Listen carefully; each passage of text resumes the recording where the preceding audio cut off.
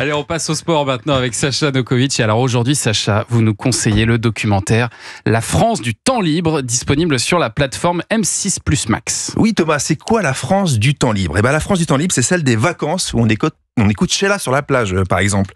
Ou celle où on danse en discothèque sur du Sheila. Ou celle où on fait du sport, comme Sheila, 3 fois par semaine, figurez-vous. Je suis allé sur votre compte Instagram. Bravo, souplesse exemplaire. Merci. Magnifique. Vous êtes très très forte.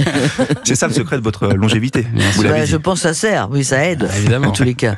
En tout cas, dans cet excellent documentaire, on nous rappelle que la démocratisation du sport, notamment de ce qu'on appelait dans les années 80 l'aérobic, c'est aussi passé par la télé grâce à une émission que vous n'avez certainement pas oubliée. Bien sûr. On embrasse Véronique qui nous écoute tous les matins. Oui, Véronique de Villèle, qui était avec Davina dans Gym Tonic. Elle nous écoute tous les bien matins. sûr. Elle est lancée en 82 cette émission et elle va vite devenir culte et même sacrée. C'est simple, dimanche matin, à l'époque la messe c'est sur TF1 et sur Antenne 2, c'était Gym Tonic avec de la musique, des mouvements un peu improbables et un peu de couleur dans nos vies grâce à des tenues fluo, flashy qu'on n'a jamais oubliées. Et puis la douche à la fin. La douche, oui, j'allais y venir. Attendez, vous allez trop vite. On attend la douche, nous. D'abord l'émission avec Véronique de Villèle, une des animatrices bien sûr, qui nous rappelle que ça faisait enfin bouger les Français devant leur télé. On a mis la France entière au sport. Et nous, c'était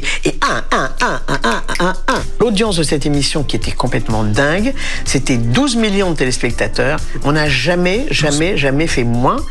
Jamais moins, 12 millions, comme millions. Culture Média, un point commun incroyable. Pareil. Et pareil que nous, il y avait des invités aussi, des invités prestigieux. Hein. Il y en a eu pas mal. Alors, il y avait du lourd pour venir transpirer avec Véronique et Davina, des écrivains, des chefs étoilés, Jacques Dutronc, les Charlots et même Bernard Tapie. Bernard Tapie, ouais. bien Oui, sûr. invité je me souviens. mythique. Pourquoi mythique ? Parce que ce jour-là, il se sent un peu pâle avec ses tenues grisonnantes et il va enfiler une tenue de Véronique, un pantalon vert extra moulant au niveau de l'entrejambe qui va faire le tour des zappings, mais qui lui va pas du tout le déboussoler. Écoutez. Oui, mais moi je suis très content, d'autant que d'après ce que je sais, à la fin il y a une douche.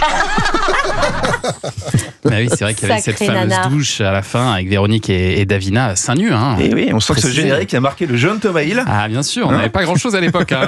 C'était ça et la redoute. Hein. Donc, ce qu'on apprend dans le documentaire, c'est que c'était pas du tout prévu par la production. Total hasard, scène totalement improvisée, et c'est Véronique qui nous l'explique. On tourne et la clim tombe en panne. Donc nous, on dégouline parce que les exercices, c'est tonique. 15 minutes de pause. Ah, mais c'est génial, 15 minutes, ok, je vais prendre une douche glacée. Davina me dit, Banco, t'as raison, bonne idée. Et on entend, ok les filles, je viens vous filmer. Et je me suis dit, il est malade. Et à l'époque, toutes les femmes au monde, en France, avaient des seins nus sur une plage. C'était pas un truc extraordinaire ni extravagant.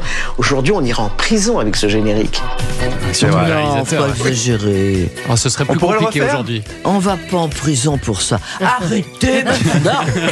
Oh non. Bon, en tout cas, on peut toujours se permettre de regarder ce documentaire. Ça s'appelle La France du temps libre. C'est disponible sur la plateforme M6 Plus Max. Merci Sacha, vous restez avec nous ? Bien sûr.